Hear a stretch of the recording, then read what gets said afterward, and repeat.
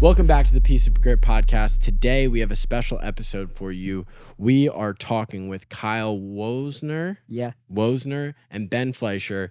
What I wanted to do today is give the audience a behind the scenes look at what it looks like to be an aspiring entrepreneur who's just coming out of high school, a budding entrepreneur, I guess is what I'd like to call myself, as somebody who's been building companies for 4 years, and then what I'd call a seasoned vet, from Ben's perspective, having run Pure Brands and run multiple different companies for the last, 15 years?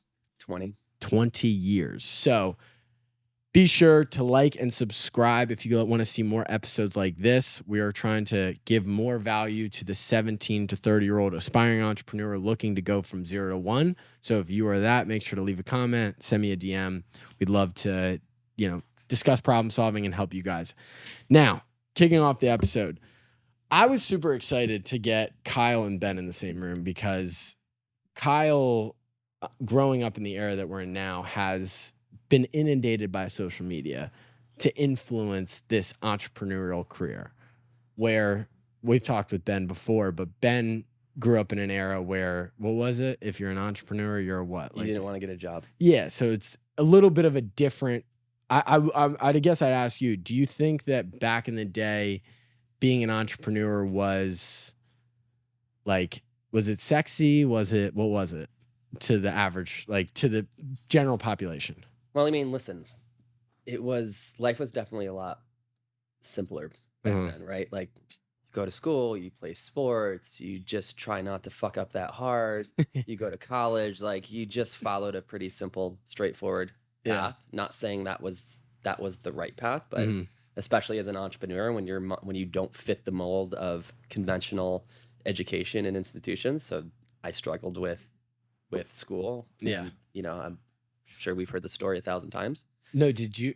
I actually want to go into that. Because you grew up in a family of entrepreneurs.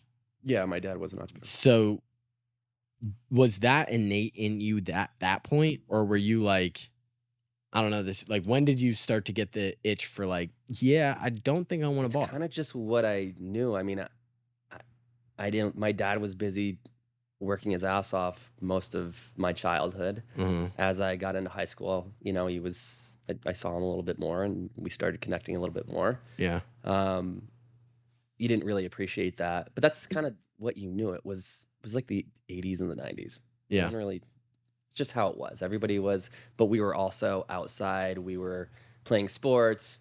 We were active. We were doing things creatively to pass time because we weren't sitting on our phones scrolling, comparing ourselves all day.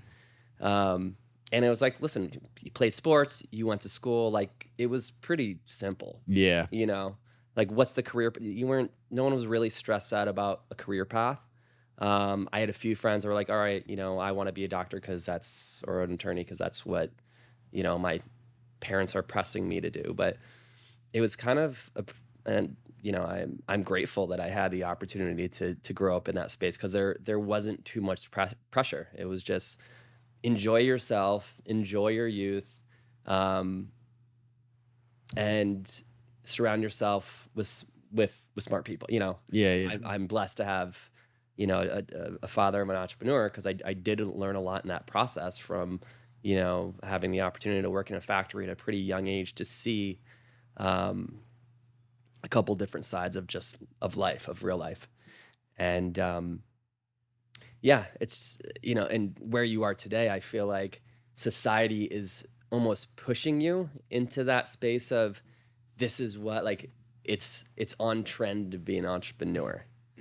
But I also had the hard conversations and talks around it's really hard to be an entrepreneur. You're going to have to feel a lot of pain and grind and grit, and maybe you'll eventually make money, but there's no guarantees. It's kind of like you can take that path. You'll get all the free advice you want from me, but understand this is your gamble, this is your risk, or you can follow the path of, a career path and get a good job and work your way through the system and make a really good living. And there's also nothing wrong with that at all. I want to start there. I heard a quote the other day that blew my fucking mind because it said that the number one guy at a company, so like the founder normally, is the last person to make the bag. And that if you want to make money fast, you are number 2 through 6 of an organization. You're not necessarily head honcho number 1. And I didn't get that because we live in a world when we look on social media, get your business to $10,000 a month, get your business to $20,000 a month. When you're talking about that type of presence on social media, you don't understand that top line has nothing to do with bottom line. Like your top line money, making $10,000 a month sounds sexy. That goes quick, boy. I mean, we've learned throughout the year, right? Oh, hell yeah. That's exactly right. So that's kind of where I wanted to start, because what was your inspiration to be like, oh, you know what? Like the conventional, like where did that come from? So when it came down to finding myself and finding my love for entrepreneurship, was my family. My uncle and my grandpa owned a gym. So I grew up around them running a business and them kind of teaching me and kind of feeling like the man when you're in there because, you know, your family with the owners. And then my grandma and my uncle opened up a dog store. And that's when I really started to work. I got into sales there and I fell in love with sales. I was there almost every single day just trying to sell whatever they had there. And I'd get like a free meal at the end of it. I didn't care about the money. I just wanted to sell to people. And when I started looking at like the back end stuff and running the business, even at that young age, I had such a draw to it. And then What age were you then? Pardon? What age were you? I was 10 years old. When you're doing all this? Yes. Holy shit. Yeah. From your perspective, we're all sales forward people from an entrepreneurship perspective. How does that differ in terms of what was sparking your interest? I was pretty industrial at a pretty young age. My first business, my brother and I would buy all the mislabeled bagels that my dad was going to toss, and we would sell them on the weekends at the public market. But it was a lot of work. Like you rent a car, like you got to pay rent for the space. Yeah. You got to physically go and load up product. You got to pay for the product. Then you got to sell the product. Your grandfather, but super invaluable lessons, super valuable lessons in that journey. And you get that, you learn the bug. Like you start learning, you know, how you have to actually converse with salespeople. Do I have like what? Also, it's not perfect, right? Some things work, some things don't work. What was it like? Because your dad, tell like a brief story about the empire, the bagel empire that your dad built up in New York. I mean, that's a podcast, but just like high level, I guess, best we can. Yeah, I mean, empire is also no, he built a pretty an impressive bagel company. You know, my father grew up in Brooklyn. Definitely hard times from, you know, the stories that you hear about moving to the country in the 40s. He went to school to be a pharmacist at Columbia, was a pharmacist for about, and at that time, you know, he tells a story, is like, you know, they moved out of Brooklyn to Schenectady, New York. My dad was always hustling. He was always, you know, because he had to make money, and it's just that was the deal. And he had a babysitting job for a family called the Golubs in upstate New York. And do you know the supermarket chain Price Chopper? Have you seen that? No, I've never seen it before. It's like 100+ stores. The owner's son took a real liking to my dad. He was babysitting his kids, and he said at the time, you know, Mark, what are you going to do when you go to school? When are you going to college? He's like, you know, I don't know yet. He's like, well, we're thinking about opening up pharmacies in our supermarkets. And at the time, that wasn't a thing. So he's like, go to school, be a pharmacist, and you'll have a job waiting for you. It's like, you just didn't think there wasn't so many options. Yeah. All right, sounds like a good idea. So anyways, long story short, became a pharmacist, which is essentially like being a doctor. And he was a pharmacist for about 3 months, ran circles around all these old dudes. And he's like, there's no fucking way I'm counting pills for the rest of my life. Like, just not doing it. So basically threw away all of his schooling And he said the best advice, which he gave me, that his professor gave him, is find a need and fill it. And at the time, bagels were an ethnic food out of New York City. It's like, well, what if I brought bagels outside of New York, and what does that look like? So opened up a small little retail shop in Schenectady. Did okay, didn't do great. He's like, well, it's an ethnic food. Why don't we look somewhere outside of New York where there's a larger population of a Jewish community? So ended up in Rochester, New York. Opened up a small deli. Ran it for 10 plus years, and it was successful for a little retail shop, but. Do you know the supermarket chain Wegmans? Yeah, I do. Yeah, so Rochester's is where Wegmans started. They came to him and said, "Hey, you want to do?" This was in the '70s. You want to do at the time they called it a black and white label, which is like a generic brand. Mm-hmm. He's like, "Yeah, I'll give it a shot." Out of his tiny little bagel shop, and did an order. They came back. You want to do it again? He's like, "Yeah, I'll do it again." And he's like, this is not necessarily easier. This is a lot smarter. He's like, I could focus on one thing, not deal with a million consumers that are a pain in the ass, and fulfill. So there, at the time, no one was doing basically white label generic bagels. Wow. So yeah, he took a chance. He converted an old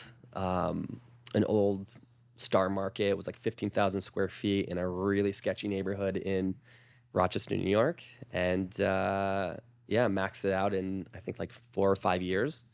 And then built a state-of-the-art facility outside of Rochester in Macedon, and just blew it out of the water. They were at one point, I think they were producing like 1 million plus bagels a day, running 24 hours a day, 6.5 days a week. Yeah, it was volume. It was crank. It was crazy, yeah.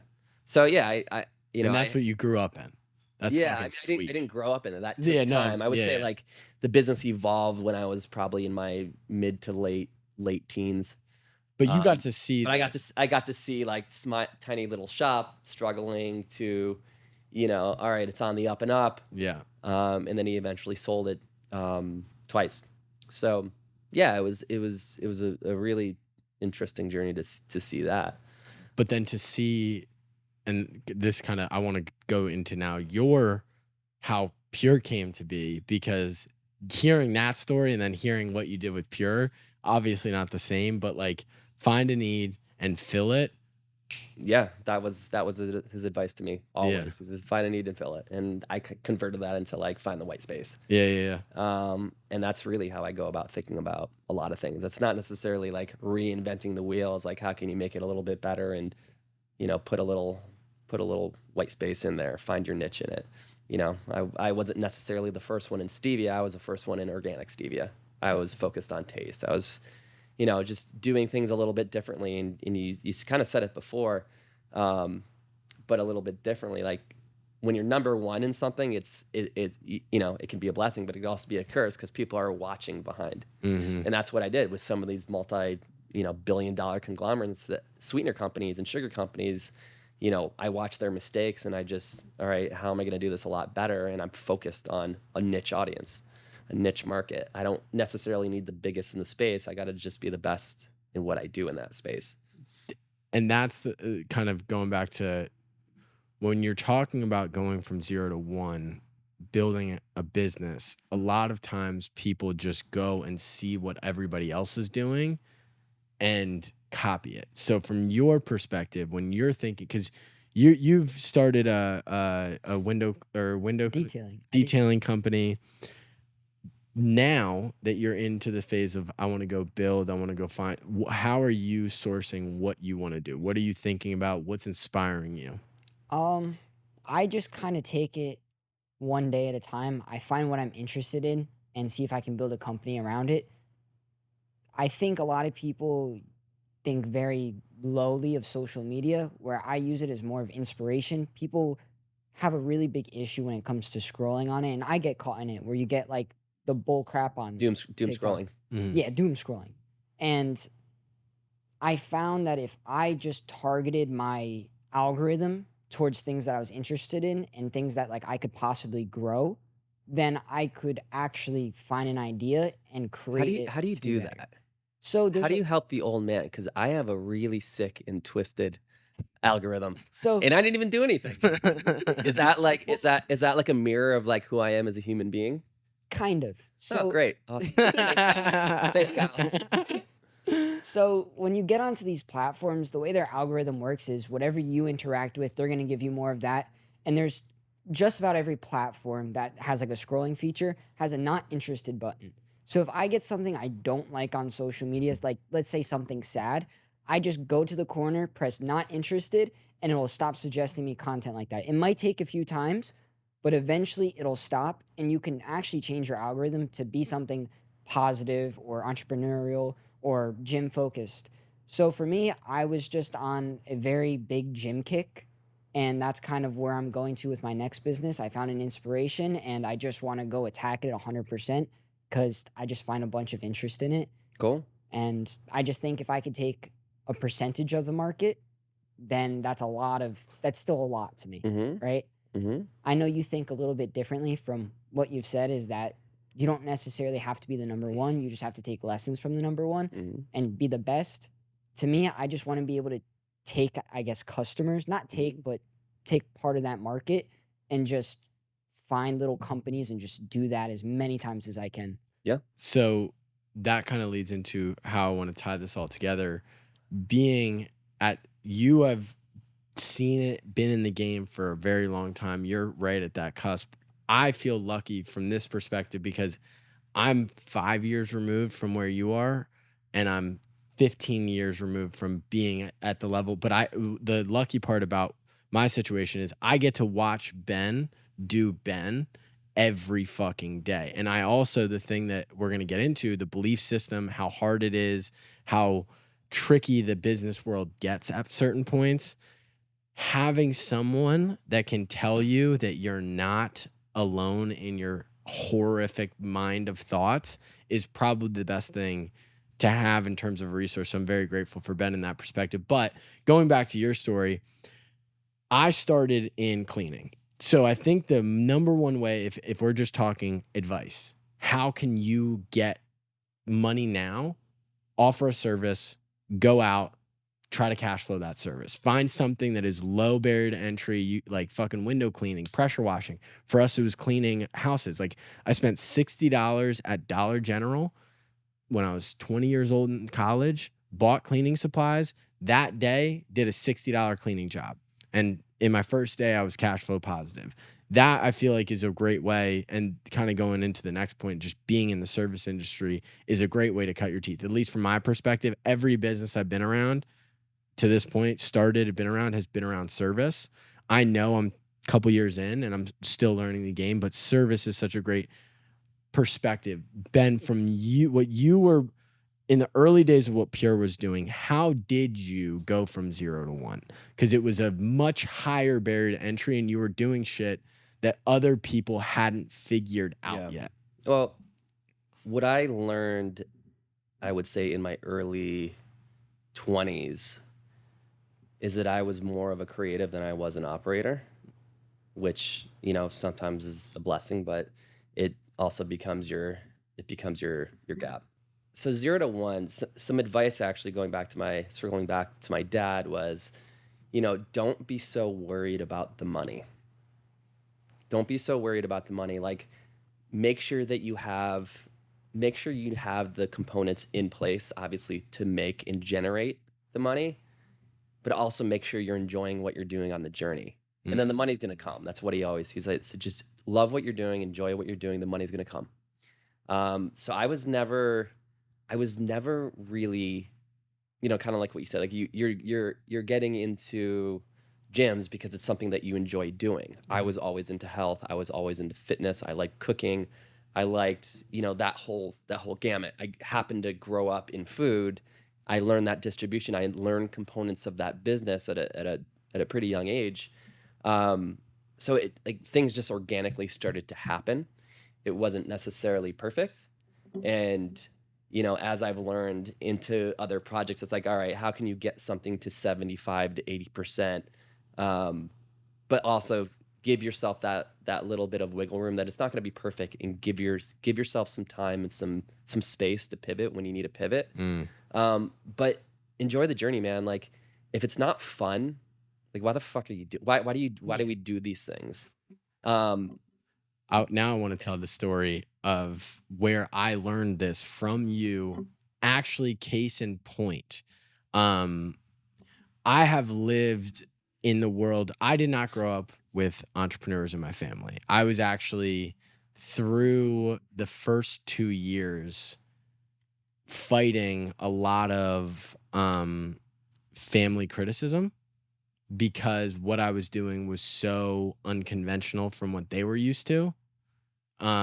And I had to fight a lot of that. So the beautiful part about that was I had to get my nuts checked out of the gate if this was something I actually wanted to do. Because I told my fiance this back in the day when this happened, but I said, I'm going to have to let down my mom for the first time in my life, knowing full well that I'm letting her down, and be okay with it. So I better be doing something that I fucking actually want to do.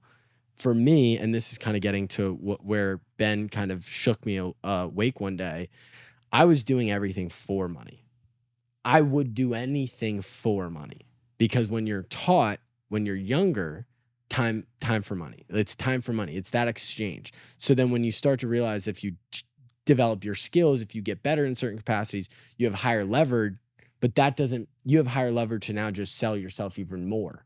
And there came a day where I was chasing down a very lucrative opportunity, but I was soul sucked. I was dying inside, and I was just losing my purpose around living. It was just so depressing every day, because I was like, all this clout, all this feeling of like I'm successful was like being presented from an outside perspective, but inside I didn't feel that way.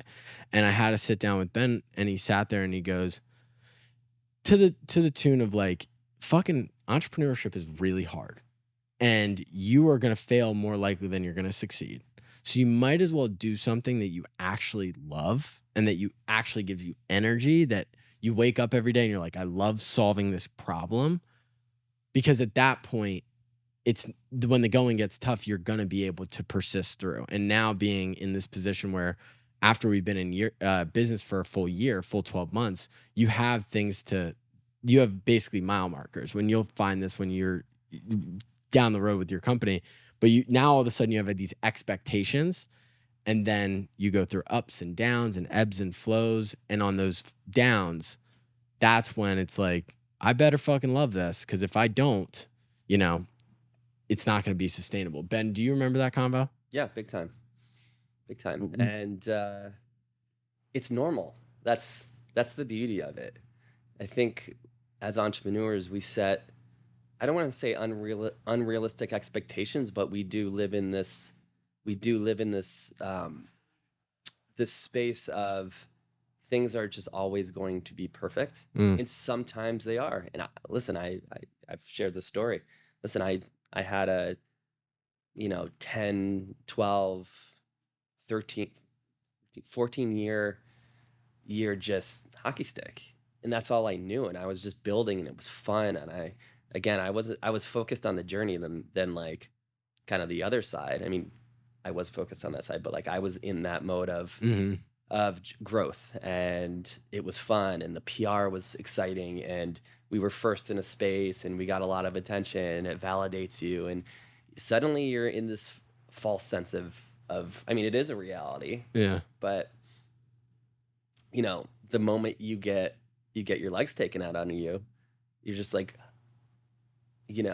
before you're creating these realities that nothing can break me, nothing can take out the company. But that's not fucking reality. So you gotta be able to ride the highs, and you gotta be able to ride the lows. Yeah.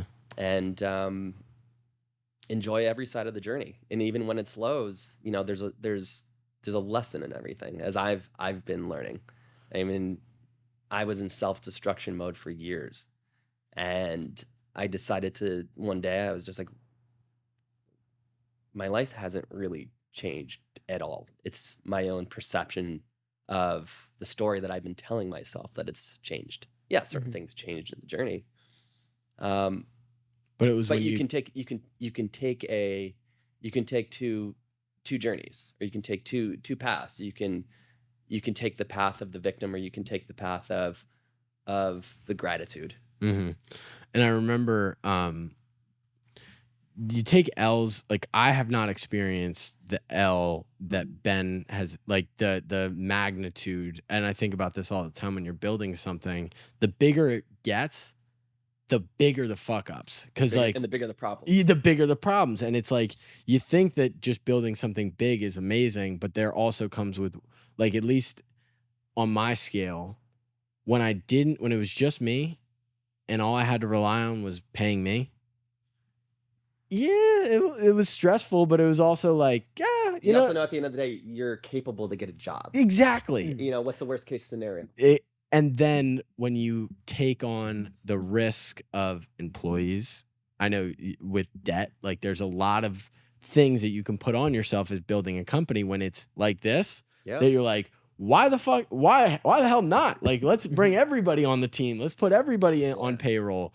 And then the inevitable downtime comes. And what the beautiful part about what I've learned so much from Ben is the idea of, like, it's not if, it's when.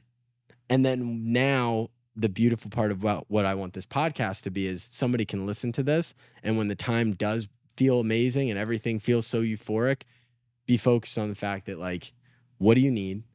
Get off the money, because that's what Ben's number one moniker is, like, get off the money. And at least what I'm learning more and more is the leaner, the better.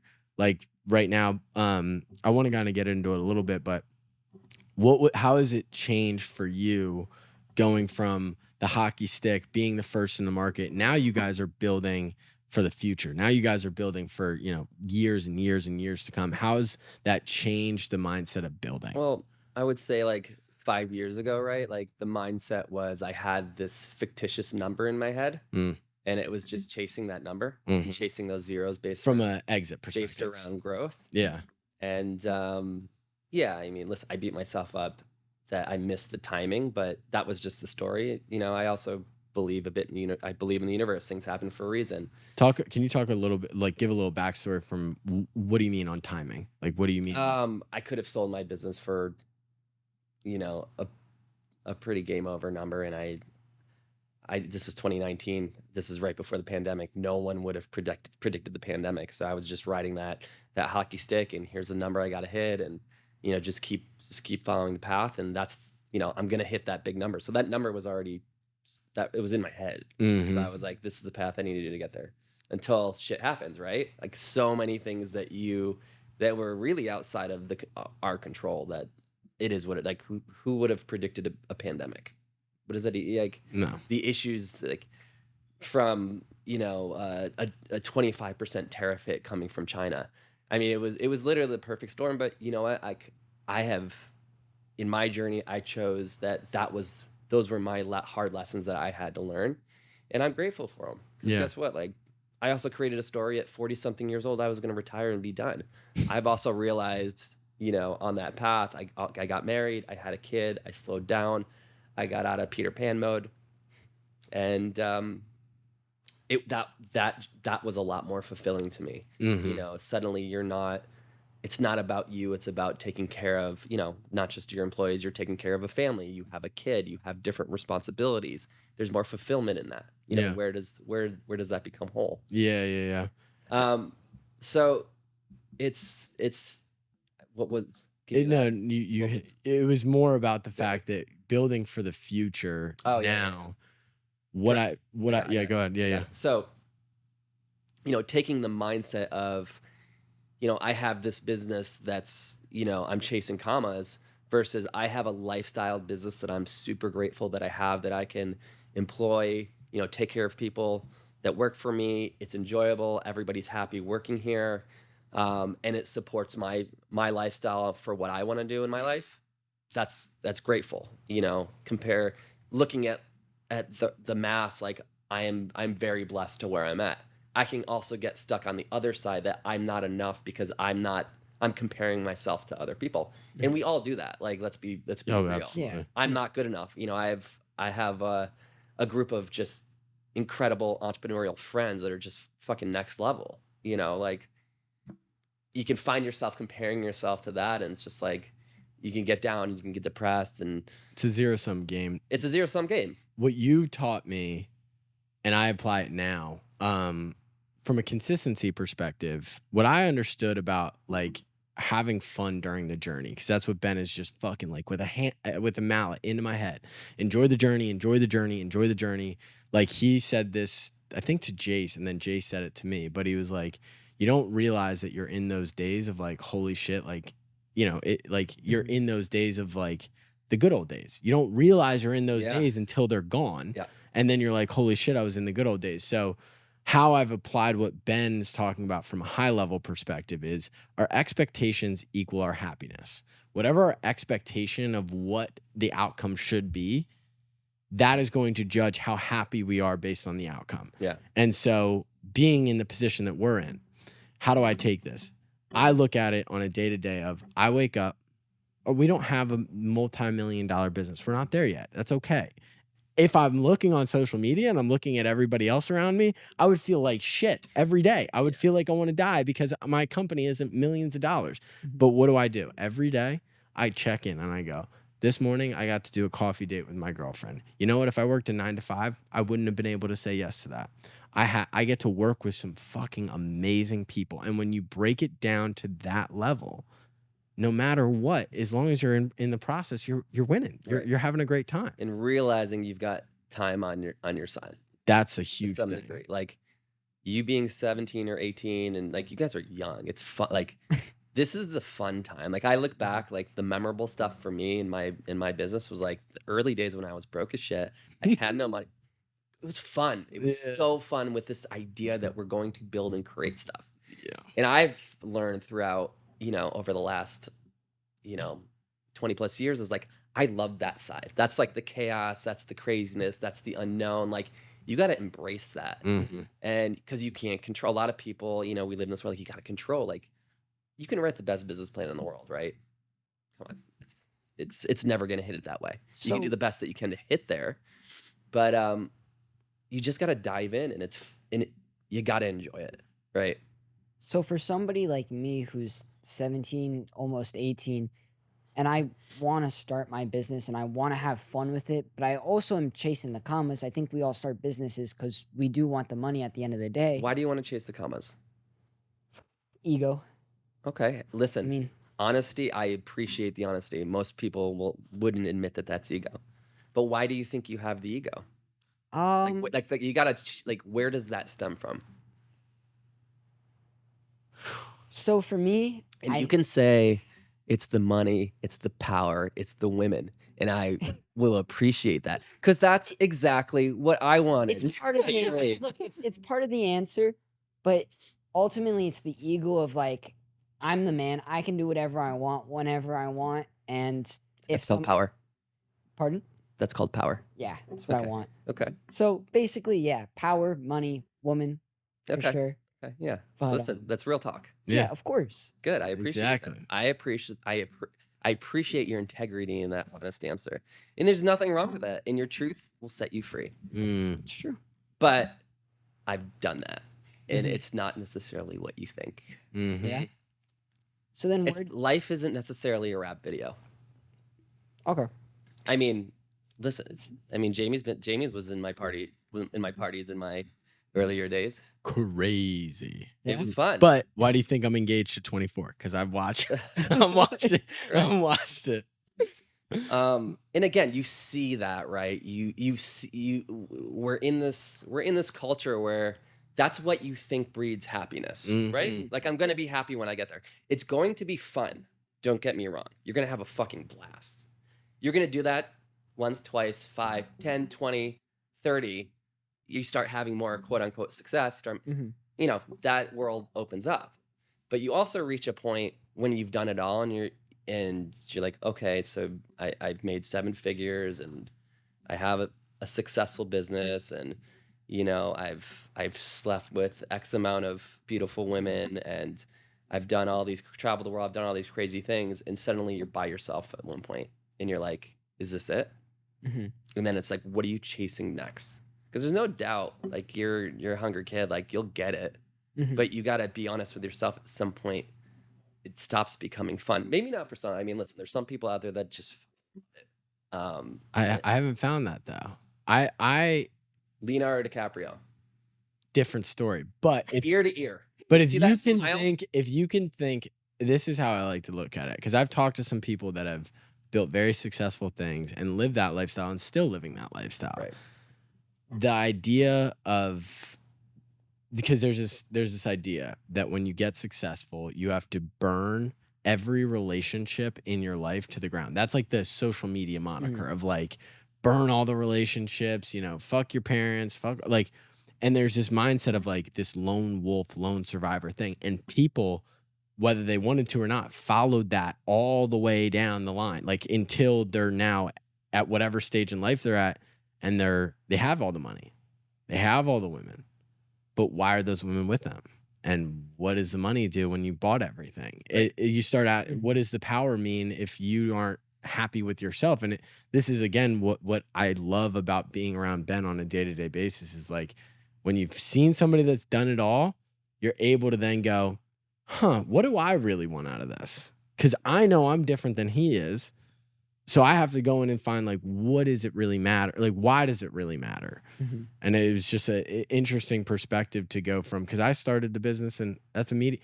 The second business that I started was a horse feed company. And the only reason I decided to go down that track is because I saw his projections for the first 3 years, and there was 7 figures in the second year. And I said, I do not care. I was cleaning houses at the time. I was like, I don't care. I'm going to do this. I'll sell my life to this game if it means I can make 7 figures in 2 years. It didn't fucking happen, but I quickly got down that road 9, 10, 12 months into it. Did you try? Oh, yeah. What happened? I never heard the story. I went all in. It was called True Feeds. So it was a horse feed and supplement company where this guy. Actually, a really smart idea. So good. You should get back on that path. Well, anyways, I'll do it with you. He owned a production facility up in Wyoming, where they made flaxseed. And so we basically at first were selling commodities. We were selling flaxseed out of the back. It was the craziest day of my life. The margin on flaxseed at the time was fucking atrocious. It was like 0.1% in terms of profit. But I was cold calling, brokers. Yeah. Ingredient brokers. I'm cold calling ingredient brokers. And I called this guy. He's from Chicago, Illinois. Never forget it. He put in a PO, 2 POs for $42,000. And it was my first sale I'd ever made for the company. And I was like, oh my God, I am fucking rich. It was the coolest moment of all time. I ended up seeing $120 from that sale. But yeah, I started in the horse feed business, got 12 months down the line. My partner was super sketchy, which is what I want to get into like at some point in this episode of like, pick your partners wisely. But my partner was sketchy. Things started to come out where I was like, I don't really trust this. And I also negotiated a terrible deal for myself at the time. I had a phantom equity deal, and I was basically owning and operating, or I was trying to own and operate the entire thing, trying to build this brand. I had 300 pounds of horse feed, retail horse feed in the back of my car that I'm driving to different horse shows. And I had a moment that I came to Alyssa's house after a show in Ocala at the World Aquarium Center. And I came back and I was sitting on the couch and I was like, it's been 12 months. I've not made a single dollar. I made $120 off of a $40,000 sale. And I hate this. I hate this thing that I'm doing. I hate when I have to talk about it. I hate when I have to talk to people about it. I hate when I have to sell it. And I was like, wait a minute. This isn't free. I'm not free right now. I'm shackled by this thing because what? It's supposed to produce 7 figures next year. Right. And that was the moment where I was like, fuck this. I'm not doing this anymore. And, obviously it turned into what it turned into. But yeah, I didn't know you didn't know that story. I didn't know. But you got to go through those journeys. You need to go, that's how I got into my business is commodities. But I learned so much on that. I became good at that. I actually started my own commodity company. And That was sick, by the way. what I learned from that is I never want to be in a business where it's about a fraction of a penny. And there's no, because there's no, when you're creative and there's no creativity and you're just calling about fractions of pennies. So, I mean, some people, listen, I have friends that make millions upon millions of dollars every single year as bankers or just in finance. Yeah. It's some people they love it and they make a ton of money, and that there's nothing wrong with that. Yeah. But it's great. It's a cool story. The part that kind of just tying it back to going 0 to 1, you got to decide who you are. I want to transition into this topic. You started your auto detailing business with partners. Talk to me about that experience. So a few of my buddies were all really into cars, go to car shows every weekend, and it kind of just became like we saw it on vans and just promoting themselves at these events, and we're like, oh well, we can do that. We have all the materials at our house. We can get the chemicals for cheap. Why not just start a company? And I had some sort of entrepreneurship background before that because of my family. So I said, all right, I'll figure out all the entrepreneurship stuff. You figure out the car stuff. And then eventually, it comes down probably 6 months down the line. We're not making great money, but we're making enough money for kids in high school. And it's not growing the way I wanted to. My partners are not performing the way that I wanted them to perform, and they weren't matching my effort. And the business ended up dying because we all collectively started giving up, and I don't want to just blame it on them, but I was probably the last one to give up. I still get texted about doing details, and I'll still go do them on my own. But I think that I needed to learn that some people just aren't meant for that level of like dedication. Because when I start something, although I didn't like doing the work of detailing, don't get me wrong, like that was just very hands-on, and I didn't like that. But I found that like the partner part of it was just some people aren't going to put the effort that you are. Some people are back-end people. Some people are front-end people. Some people are hands-on. And I wish I would have known that going into it, because I would have cut like 2 of them out and just done it me and one other person, and I would have made probably triple the money. And I don't know, that part of it kind of sucked. No, it doesn't suck. You got to change your language. It's a valuable lesson that you learned, a very inexpensive lesson that you learned at a young age. So moving forward, whatever businesses you start, that pick your partners wisely. Right? Yeah. I mean, what was the perspective with you? Because you've told me a million times over, go into business with partners. Don't do it by yourself. Where did that idea come from? And also bring this. Yeah, perfect. Well, this is just me knowing you. No, but from your perspective, you're what a was partner it? Guy. Yeah. When I share this, when I started my business, I had I had someone that I was going to make a partner. It was a friend of mine, same type of situation. We're young.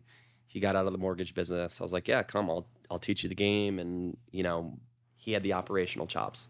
I knew myself. I'm not an operator like that. So I brought him in, and again, super valuable lesson. It was expensive for me at the time, but yeah, I knew a year plus going into it, it wasn't going to be a good fit. And, I just had to pay him out to go away.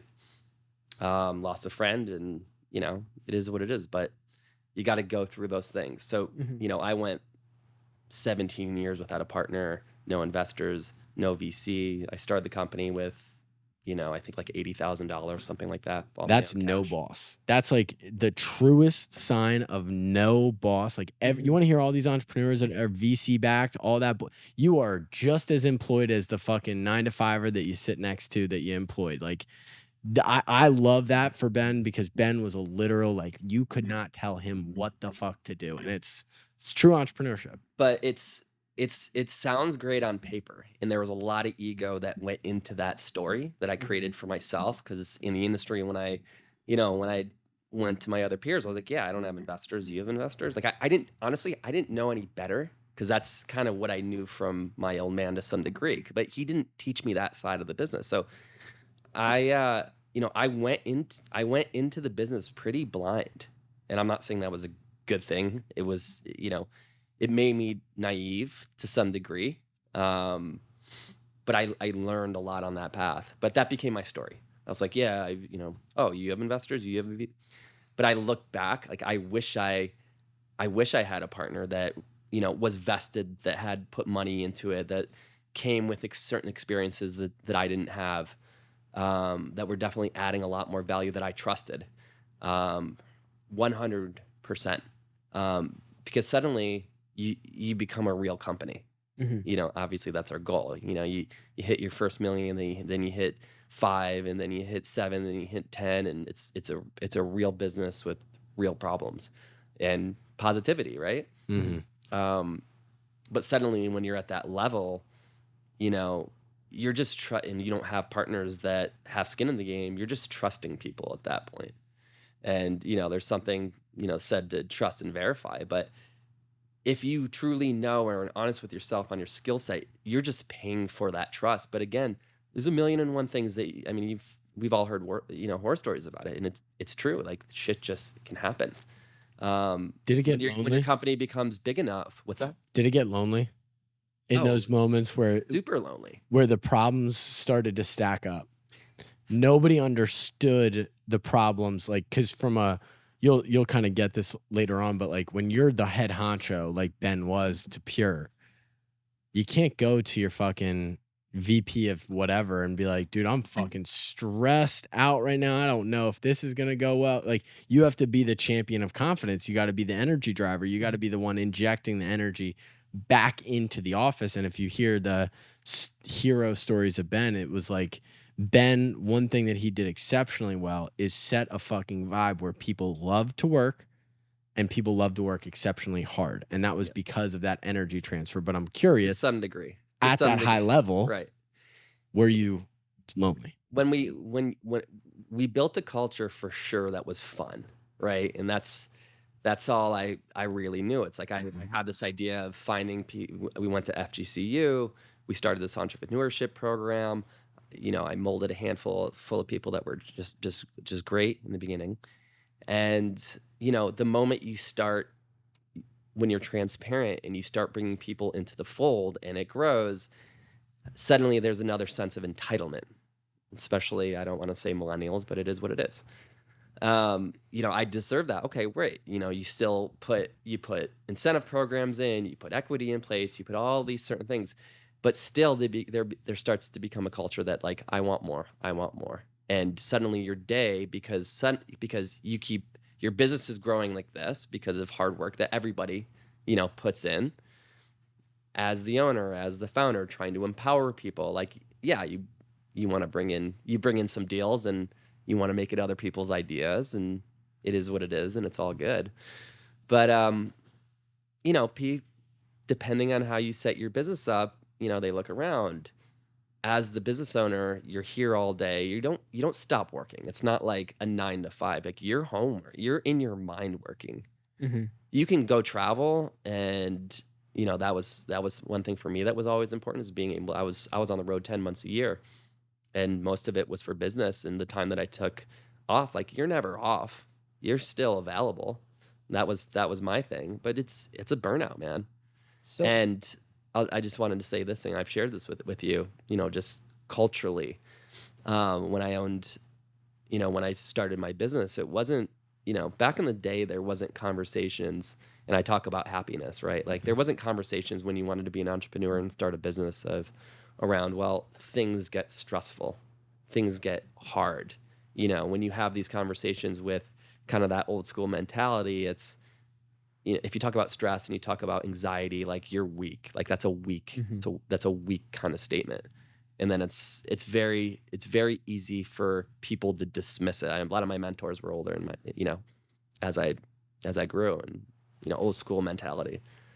And as a creative, guess what? You are sensitive. You are emotional. As an entrepreneur, we're all emotional. We all have insecurities. Like, why do we want to chase money, power? Like, we think that's going to make us look cooler. That's going to be ultimately. But shit happens, right? Like, we're human. Like, you could only take so much energy coming your way. And that's another thing too. Like, once you hit a certain point in quote unquote success, right? you're in the spotlight. What do people, you're surrounded by people, they're validating you. And, over 50, 60, 70, 80%, like what do people actually want from you? Like people are around you because they want something from you. Want a piece of your business, they're trying to sell you a service. Like that becomes your life after a while, and it becomes lonely. And after a while, it's like you start self-sabotaging. And, and I'm fortunate, I get to be surrounded by, guys like you to remind you, and hey, like this is fun, this is exciting, but make sure you're taking care of yourself. Make sure you're setting yourself up for success, not from a monetary standpoint, from a mental health standpoint. And we all talk about that now, right? Yeah. Like that's part of our theory is like we want to be in business with people that care about, health and wellness, and there's merit to that. Yeah. I don't know where I was rambling here. No, but that was perfect, because the thing that I was going back to the partners aspect of it, what I've recognized about partners and about the mental health aspect of building a business is, number one, it depends on where you're starting at. So I was in a position where I had belief issues. I didn't have skill issues. I didn't have work ethic issues. I used to tell my friends all the time, it's like, nobody could outwork me. Like, I will literally work myself into the fuck. Like, I just would. And it wasn't something that I'm proud of now. But at the time, I was super proud of it. But I had belief issues. I didn't believe that I could build a business. I had never seen somebody build a business.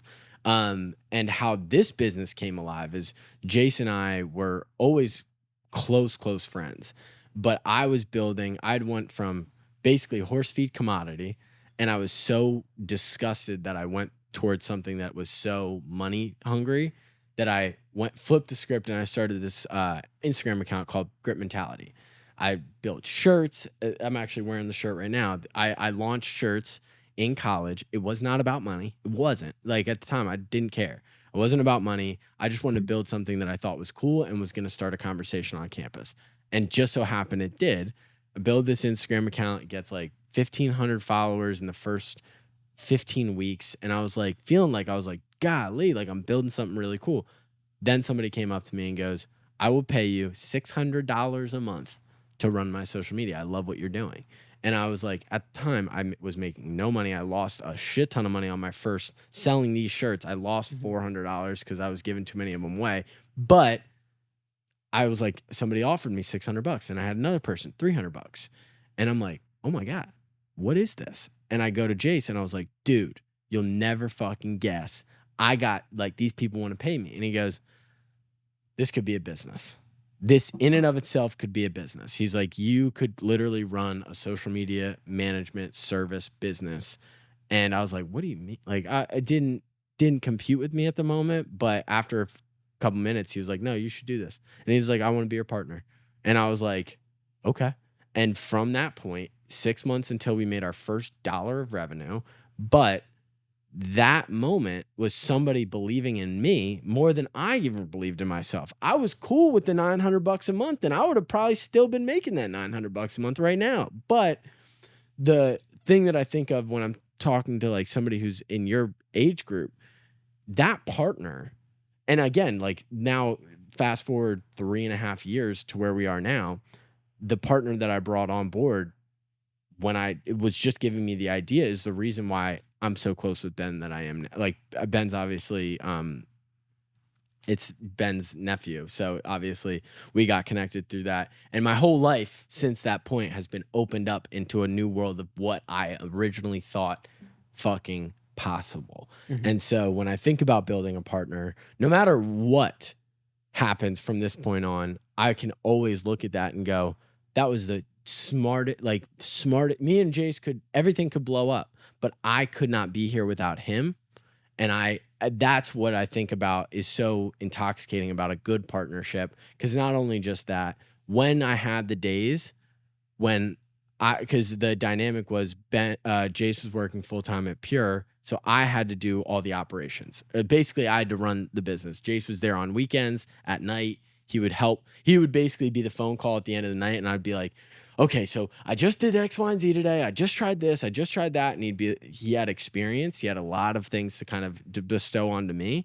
And it was still a phone call at the end of the night to be like, no matter how discouraged I was or he was, we had somebody on the other line having to counterbalance that energy no matter what it was. So taking Ben's story and then just kind of like seeing how I've learned my lessons, and then obviously you're kind of just getting into the transition of like, where do you want to go next? So I don't know. I think that's a really interesting point.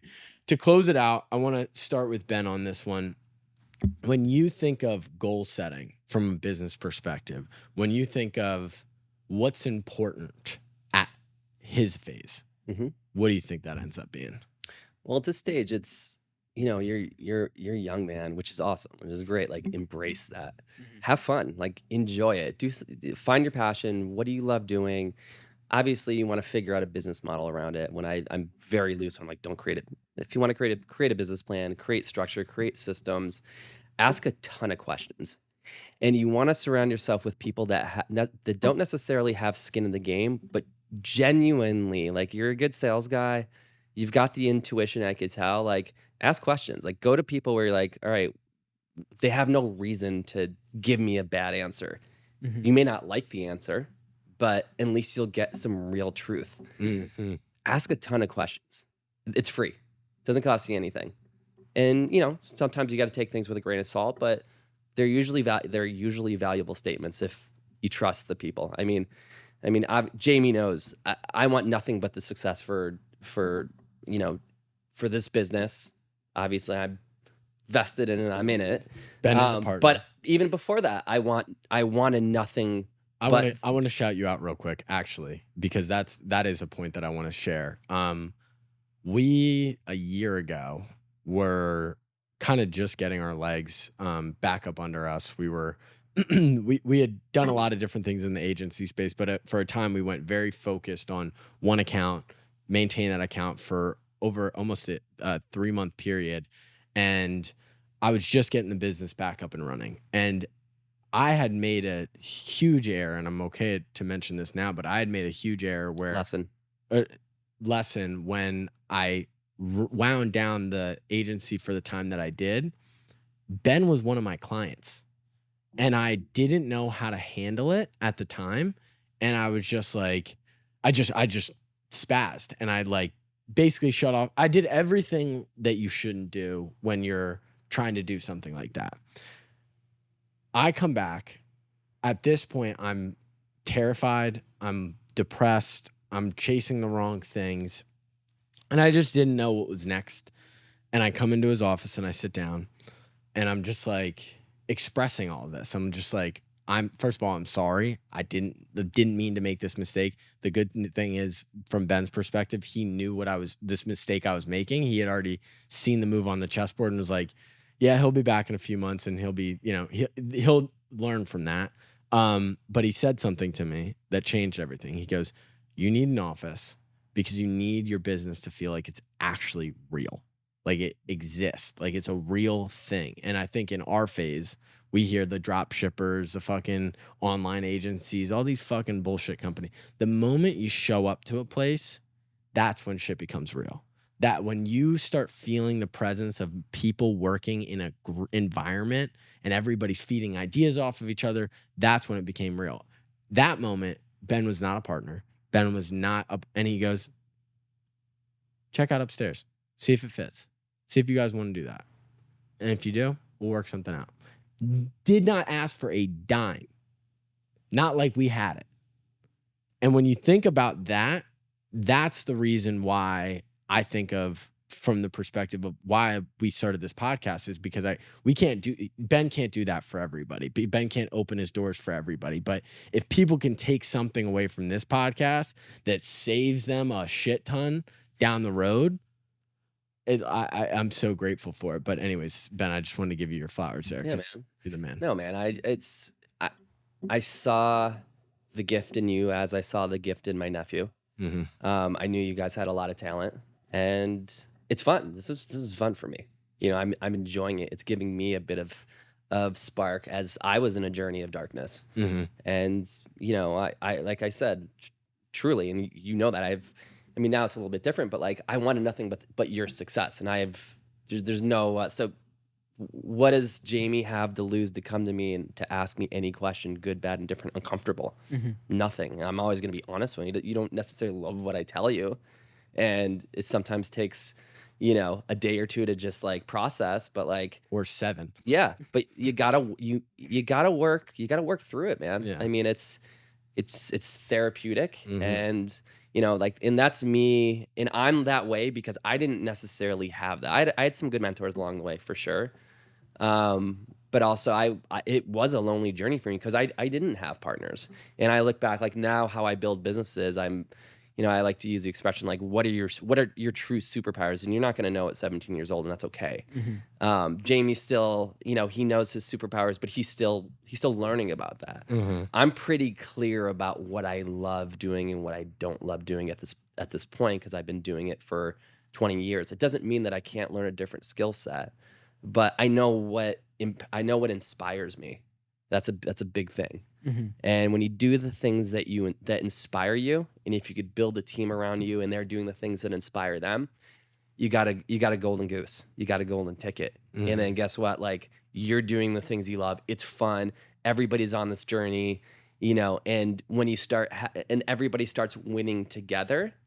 And we talk about ego. We all have egos, but like, if you can check your ego at the door and just work as a collaborative, as a team with everybody's egos in the right place, it's fun. It's a really enjoyable journey. You're building a family. You're building a family. And listen, like, with family becomes fighting, and that's just part of having a family. And you got to learn to fight, and you got to learn to be real, and you got to learn to be honest. And if shit isn't feeling right, like, you don't want to let things marinate until like it implodes. Yeah, you get it on the table. You just hammer it out. Because at the end of the day, like, if you can build something bigger than you with a team with your family, I mean, what else would you really want? And make money? What else would you really want? And on that point, people hear that and they go, okay, cool. I'm just going to go start a bunch of businesses with my boys. Okay. Before that happens, understand the fact that in order for a business to be successful, especially out of the gate, a business is only the collective intelligence of the people within it. And so where Ben's saying like superpowers, it's like, I was lucky that Jace complimented everything that I was shitty at. That was luck. I didn't ask the questions when I started. I wasn't like, what are you good at? What am I good at? I don't know. I just fucking do what I do. And that was like pretty much all it was at the time. But building something, what the idea of building with a family sounds sexy and it sounds great and it sounds all these things. It's fucking really hard because the conversations that you have to have, it's not just check your ego at the door once, it's check your ego at the door every single day. Because if there's days, like Ben was talking about the idea of when you build a company by yourself, I come in some days and I feel like a world beater and I feel like I'm fucking on top of the world. And then I stroll into Ben's office and I get brought down a bunch of notches real quick because I need that at the moment. Now, guess what? For my ego, I fucking hate that. I want to be the man. I want to feel like the man always. But in the long run, that moment that he checked me is actually going to avoid me from a really painful experience 3 days later, or a month later, 3 months later. So the idea is it's always uncomfortable, but at least from my perspective, and this is obviously just with what we've done to this point, I would rather go through the pain of building with somebody else than have to sit with everything myself. And that's just my perspective. That actually leads me to a question for either one of you, honestly.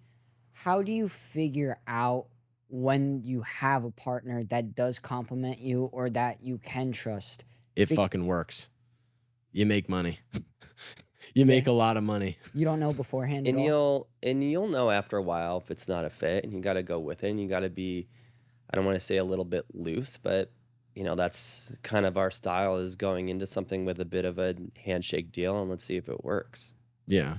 No harm, no foul. I mean, listen, I've been burned, I don't even know how many times, just like doing things karmically because I like a person, and I give them a lot of my energy and my time and sometimes my IP. I've been burned in a ton of deals. It all comes back around, man. you know. So, but to answer questions on partners, it's not perfect. You just, after a while when you're in the game, you learn to trust your gut, you learn to trust your intuition. If there's something that doesn't feel right, 99% of the time it's not right. And then you cut, you don't waste time. You just cut it. And you do it like a mensch. You do it, you know, great. Listen, I'd rather remain friends. You know, our friendship's more important. I've lost a lot of friends in business. Not a lot. I've lost friends in business. I'd rather keep our friendship than working together. Like, let's just, let's part paths, or I want to take this direction. So that just takes time. It's even in business. There's even accounts where, it just, do you want the money or do you want the headaches? And after doing this over and over again, exactly what it's going to be after a first meeting. You're like, it could be a good account, but the headaches that are going to come with it, I'm good. That comes with experience. That comes with time. That comes with asking a lot of good questions. That comes with going through it over and over again. If you keep making the same mistakes over and over again, like, then you got to ask yourself the question: am I meant to be an entrepreneur? Or am I meant to own a business? Yeah. There's nothing, and I say that there's nothing wrong with getting a job. Jobs are good. They're safe. You get a consistent paycheck. You don't have that pressure, and with all these things that we're talking about, there's nothing wrong with it. Not saying that I should say, like, I'm encouraging you to be an entrepreneur, but it's real, So if that helps you out on partnerships, the partner aspect of it. Like when I said it just works. What I always, at least how I see it, because we have Ben, obviously, Jace, and then Ryan. How we made those decisions, me and Jace, we were aligned in terms of our values. I knew what he valued at the time, and he knew what I valued. And not only was it lip service, I had been his friend for 3 years. I'd seen the way he participated. I'd seen the way that he showed up. I saw all of that. So it was like hard to hide. And that was obviously lucky. But what I look at from, like, if I would do it all again, there's people that you look at and you're like, you get it. And that's in here. That's nowhere else. It's like, you understand it. You get it. We're vibing on the same thing. And then the thing that I wish I would have done at the very beginning, and obviously at the time I just didn't know who I was yet. This is what I'm good at. This is what you're good at. This is why this works in this company, because not all of your partners are going to work in every single company that you do. But as long as you have, I'm good at this, I need this, that's when you find the true partners that fit. But when you're still figuring yourself out, like in your situation, just make 10 companies and then find a bottleneck that you're having. And something like, for me, when we brought on Ryan, I am a great energy transfer. I'm a great salesperson. I'm great creative. I love to create. I'm not organized at all. When you own an agency, you have to-do lists on top of to-do lists on top of more to-do lists, and you have it coming 10 different ways at you. I got to a point where I go, okay, I can sell anybody what I do. And if it was just my brain that could be replicated 10 million times, well, then I would be fine. But I had a moment where I was like, I need the counteracting of who I am in the trenches every single day. And that's where I found Ryan. Ryan's a linear thinker. I'm a thinker that thinks all over the place. Like, so the point is, that took me reps to understand where I'd failed before, to then go, okay, I'm a positive charge. I need a negative charge. You know what I mean? Yeah. So, and that's where it's a good balance, I would say, with the team, because Jaime and I are similar like that. I've got a couple years on them, where I can look at myself, at a younger version of myself, and say, this is where you need to take a breath, take a minute, look at it from a different angle. It's less emotional for me anymore. I'm a lot more tactical. And Jace and Ryan are definitely operators. 100%. Which is good. So it's like, the team balances itself out, pretty good. Oh, yeah. You say, like, a creative and an operator. How do you figure out which one you are? Because I am at such a young age, I really don't know who I am. So how do I figure that out? You're not going to figure it out as you evolve. the more businesses you start, the more projects you do, you'll be like,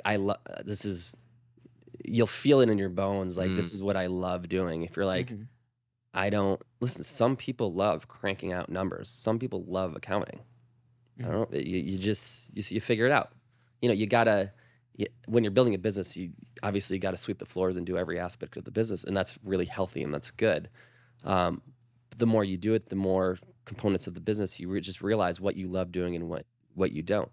And when I say creative, like, I love the creative. I know how to do the other aspects of the business. It just... Creative means selling, though, I think, at least how I look at it. To some degree. I mean, like, I'm actually you're a true creative. I can see... But I can see things 2 steps ahead to the left. I've missed billions of dollars in businesses because I didn't execute on certain things or just missed it.